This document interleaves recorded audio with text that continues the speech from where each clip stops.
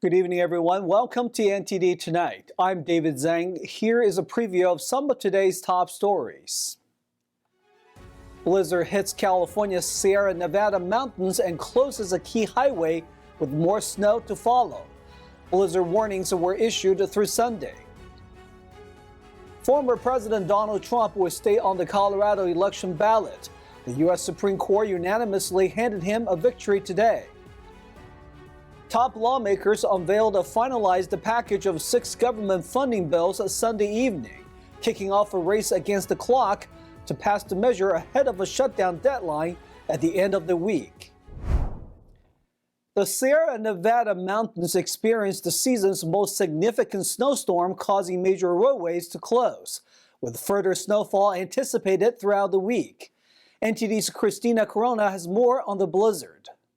The hazardous storm dumped over 7 feet of snow at Donner Peak, an 8,000-foot summit in the Sierra Nevada mountain range. Wind gusts had exceeded 190 miles per hour at the mountain peaks, while lower elevations had experienced gusts ranging from 50 to 100 miles per hour. According to the National Weather Service, several inches of snow are predicted to fall through Monday afternoon at elevations over 3,500 feet. As of early Monday, over 100 miles of I-80 from the Nevada border to Colfax, California, continues to be shut down due to the massive blizzard. And over 8,000 utility customers were left without power, causing business operations to slow down. Business has been pretty slow considering all the roads were shut down and some of the hills were shut down, but we totally get it because the roads haven't been that safe, so we don't really want people driving around and all that sort of stuff. Nearly a foot of snow is expected to accumulate in some areas, while rain is forecasted to hit the northern coast of California. Winter storm warnings are in effect in California, Oregon, Idaho, and Colorado. The Weather Service will not issue a blizzard warning if it's just super heavy snow, as is more often the case in the mountains. Then they'll issue a more common winter storm warning. But in a true blizzard, you have sustained winds above a threshold for multiple consecutive hours, along with significant falling or blowing snow. Despite authorities encouraging residents to stay home until the storm has passed, some people still decided to hit the slopes. The AVI conditions are very high. There's a wind slab and storm slab. The storm has been pretty crazy. I've mostly just been hanging out inside. But today we're going to go ski some mellow tree lines and hopefully avoid the avalanches. We are going to go backcountry skiing because the resort is closed and we're bored. Meteorologists projected that the alerts would remain in effect until Wednesday morning. The Weather Prediction Center characterized the conditions in the area as unsettled and anticipated more very heavy snowfall at higher elevations in the mountains. Christina Corona, NTD News, California.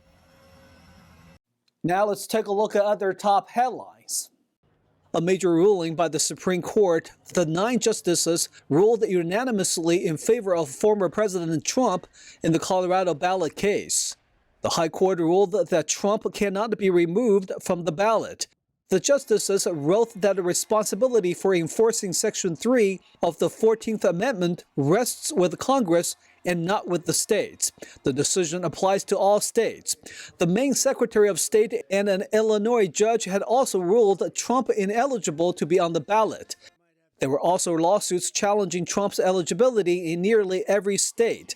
Trump reacted to the ruling from Mar-a-Lago just hours later. You cannot take somebody out of a race. The voters can take the person out of the race very quickly, but a court shouldn't be doing that, and the Supreme Court saw that very well, and I really do believe that will be a unifying factor. Justices Elena Kagan, Sonia Sotomayor, and Ketanji Brown Jackson expressed some concerns with the majority opinion, but still sided with the majority. The court ruling applies to any federal candidate, meaning Trump cannot be left off ballots in other states with similar lawsuits. Another government shutdown is looming after last week's stopgap bill that bought Congress some extra time. On Sunday, top lawmakers unveiled a finalized package of 6 government funding bills. That kicks off a race against the clock to pass the measures ahead of a shutdown deadline at the end of the week. The package is backed by top Democrats and Republicans in both chambers. Both sides of the aisle were quick to claim wins. Senate Majority Leader Chuck Schumer said in a statement, "We're proud to be keeping the government open without cuts or poison pills." Democrats say the package fully funds nutrition assistance for women and children through the WIC program. According to the Senate Appropriations Committee, the package provides over $7 billion for the program, a roughly $1 billion increase from fiscal year 2023. House Speaker Mike Johnson says House Republicans secured key conservative policy victories. That includes rejecting what he called left-wing proposals and imposing sharp cuts to agencies and programs Johnson says are critical to President Biden's agenda. The bill includes a 10% cut in funding to the Environmental Protection Agency, 7% to the Bureau of Alcohol, Tobacco, and Firearms, and 6% to the FBI. Johnson added that the package forbids the Justice Department from targeting parents for exercising their right to free speech before school boards and blocks the Biden administration from stripping Second Amendment rights from veterans. To provide additional time for the bills to be finalized and passed, Congress approved a stopgap measure to extend funding on a short-term basis, setting up deadlines on March 8th and March 22nd. The over 1,000-page bill lays out in detail funding for 6 of the dozen segments of the government that Congress is charged with allocating money for. The next 6 are due later in the month. A report from the Washington Post states that the package totals over $700 billion. Low-cost air carriers JetBlue Airways and Spirit Airlines canceled their $3.8 billion merger agreement today. The companies saw no path forward after a U.S. judge blocked the deal in January on anti-competition concerns. A successful deal would have created the 5th largest carrier in the United States and helped Spirit ensure its survival. But the deal had been on the ropes ever since a Boston judge said it would harm consumers by reducing competition. Without the JetBlue deal, Spirit, the 7th largest U.S. carrier, faces a rough road ahead. The ultra-low-cost carrier has grappled with weak demand in its key markets as it seeks to return to sustainable profitability. The Texas Panhandle wildfires have engulfed nearly 1.3 million acres, with a new fire igniting over the weekend. NTD's Christina Corona has more on the story. The Texas A&M Forest Services gave an operational update for the Windy Deuce Fire, the Smokehouse Creek Fire, and the Grapevine Creek Fire on Monday. We did have a couple of flare-ups in the Smokehouse Creek Fire yesterday. One of them was to the west of Canadian, where our resources were able to respond and extinguish a fire that occurred on an unburned pocket within that fire perimeter. Yesterday, we responded to a new fire. We assisted our cooperators with the new fire here between the Windy Deuce and the Smokehouse Creek fire perimeters. The new fire ignited east of Lake Meredith, adjacent to the community of Sanford. That fire ended up getting to approximately 300 acres. We did use some of our incident resources to support ground operations. We also deployed some aviation assets to assist with that.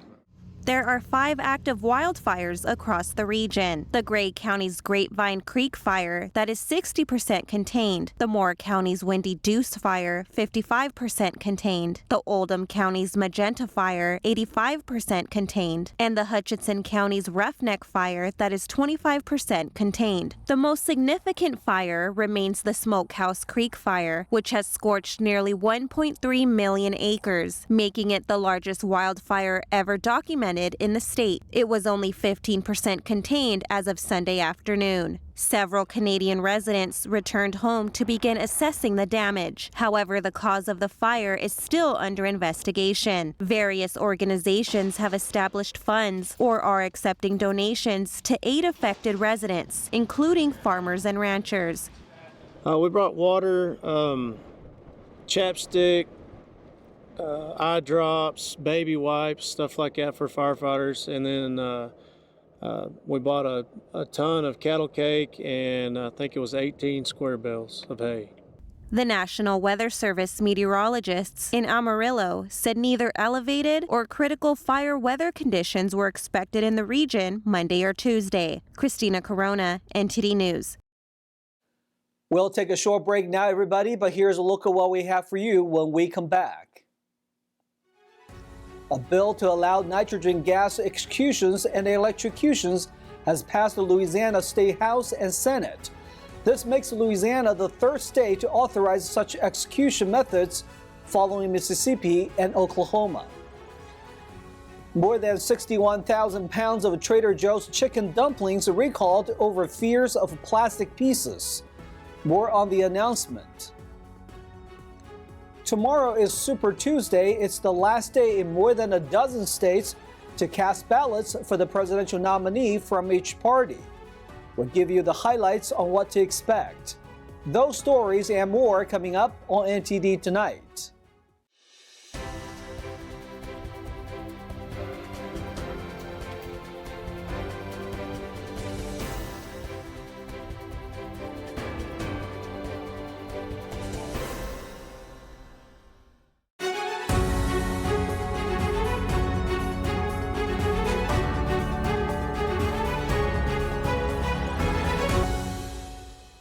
Welcome back to NTD Tonight. I'm your host, David Zhang. Another state is preparing to utilize nitrogen gas for executions, leaving many to ponder the implications of this innovative approach. NTD's Christina Corona has more on the story. Louisiana is set to become the fourth state to permit executions using nitrogen gas after a bill successfully passed a significant legislative hurdle. HB 6 was presented during a special legislative session dedicated to criminal justice matters that opened last week after the first nitrogen gas execution in the U.S., carried out by Alabama corrections officials in January. This bill does two things. It declares that any records or information pertaining to the purchase, providing, and manufacturing of drugs related to the death penalty shall be strictly confidential and not subject to public disclosure. Second, the methods of execution shall be lethal injection, nitrogen hypoxia, and electrocution. The bill easily passed the House and the Senate, which are both controlled by Republicans. It will revive electrocution, which was discontinued in 1990 in favor of lethal injection. Klein Peter says there are obstacles in the way of bringing these horrific chapters to a close, with current laws requiring the Department of Public Safety and Corrections to carry out all executions by lethal injection only. Unfortunately, due to the nature of public records, both compounding pharmacies and pharmaceutical companies have refused to sell or even prepare the drugs needed for this execution by lethal injection. With 57 inmates awaiting execution in Louisiana, Klein Peter says, through our proposed legislation, we intend to keep our word to the victims of these awful crimes and deliver the swift and certain justice that they were promised so long ago. By forcing the inmate to breathe pure nitrogen, he or she would be deprived of oxygen needed to maintain bodily functions. However, some members oppose the form of execution. This one stands out for many in our community. It evokes incredibly deep pain. As we know, this method was used to kill millions by Nazi Germany.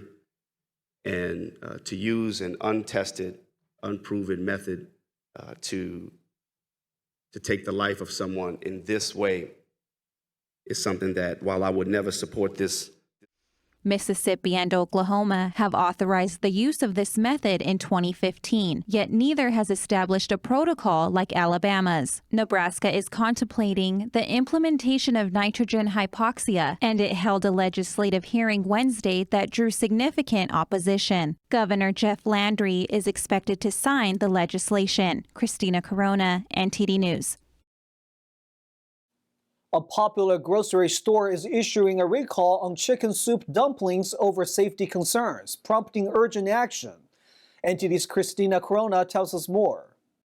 Over 61,000 pounds of steamed chicken soup dumplings sold at Trader Joe's are being recalled due to potential contamination with hard plastic. The Agriculture's Food Safety and Inspection Service stated that the dumplings produced by CJ Foods Manufacturing, Beaumont Corp. In California may be contaminated with foreign materials, specifically hard plastic from a permanent marker pen. The recall comes after consumers reported finding hard plastic in the Trader Joe's branded products. No related illnesses or injuries have been reported. Consumers were advised by the FSIS to inspect their freezers. The recalled 6-ounce soup dumplings were manufactured on December 7, 2023, and can be identified by their side box labels with lot codes. Trader Joe's advised consumers on their website to throw away the impacted dumplings or return them to any store location for a full refund. Christina Corona, NTD News. Super Tuesday is coming up tomorrow. It's by far the biggest day on the primary elections calendar for both parties. Let's take a look at what to expect. Super Tuesday, the unofficial name for the biggest day of voting in the presidential primary season. On March 5th, 15 states and 1 territory will go to the polls. More than a third of Republican delegates are up for grabs, with an equally large portion of Democratic delegates. Former President Trump will go into the contests with a comfortable lead over his only remaining GOP competitor, former UN Ambassador Nikki Haley. Up until Sunday, Trump had won every primary contest he was in. Haley secured her first victory in D.C., but opinion polls show the former president is still the overwhelming favorite in most Super Tuesday states. You have to get out the vote because we have to send big numbers up for November 5th. We have to let them know that we're a freight train and we're going and we're not stopping.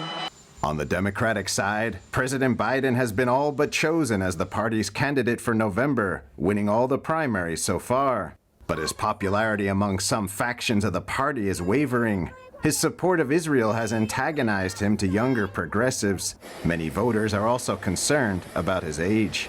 One state worth watching for on Tuesday is North Carolina, where 74 delegates will be awarded to the GOP winner. Unaffiliated voters will also be allowed to cast their votes in the swing state. Independent voters so far have broadly preferred Haley over Trump. For many voters, illegal immigration and the economy have been top issues this election cycle. I think that immigration is a key issue for most Americans right now. Well, immigration, government, I think, is out of control. Crime is another. Those are the 3 big issues. And there's no reason for me in my career to have to live paycheck to paycheck whenever I make good money. Primaries will continue until early June. Conventions don't take place until July for Republicans and August for Democrats.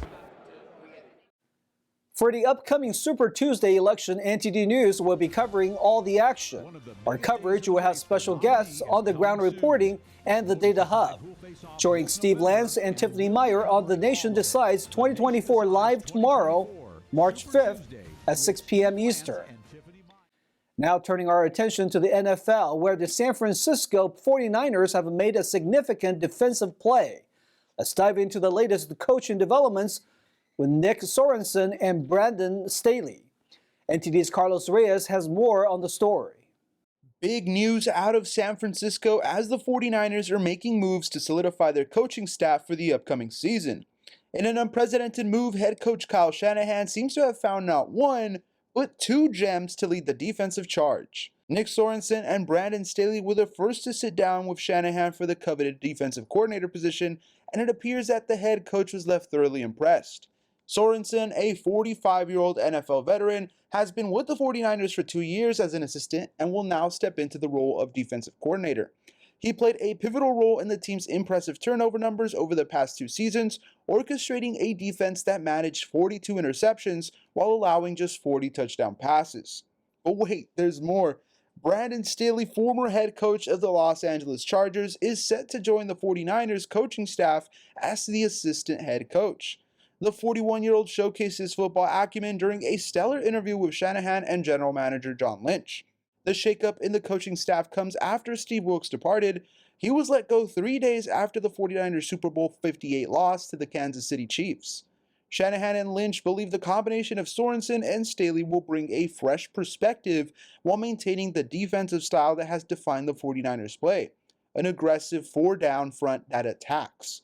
Anthony Lynn, the 49ers' former assistant head coach, had already moved on to join Dan Quinn's staff with the Washington Commanders as the running game coordinator, highlighting the dynamic changes in the coaching landscape. The process to find the new defensive coordinator was an extensive 17-day search, with Sorensen ultimately earning the nod over other candidates. His journey from a defensive assistant in 2022 to the defensive passing game / nickelbacks coach last season, and now to the defensive coordinator position, is a testament to his dedication and expertise. As Lynch outlines the team's vision for the future, it's clear they aim to build on their defensive strengths while exploring new avenues for evolution. The 49ers are a team on the move, and with Sorensen and Staley at the helm, fans can expect an exciting chapter in San Francisco football. Carlos Reyes, NTD News. Stay tuned for China in Focus with Tiffany Meyer coming up next. And in more China news, a new bill aiming to get China's hands off America's emergency oil. That's as the reserve stockpile hits a 40-year low. Tuning at 9:30 on NTD's China in Focus with Tiffany Meyer. And that's all we've got for you tonight. We would like you to join us again on NTD Tonight every weekday at 9 p.m. I'm David Zhang. Have a wonderful evening.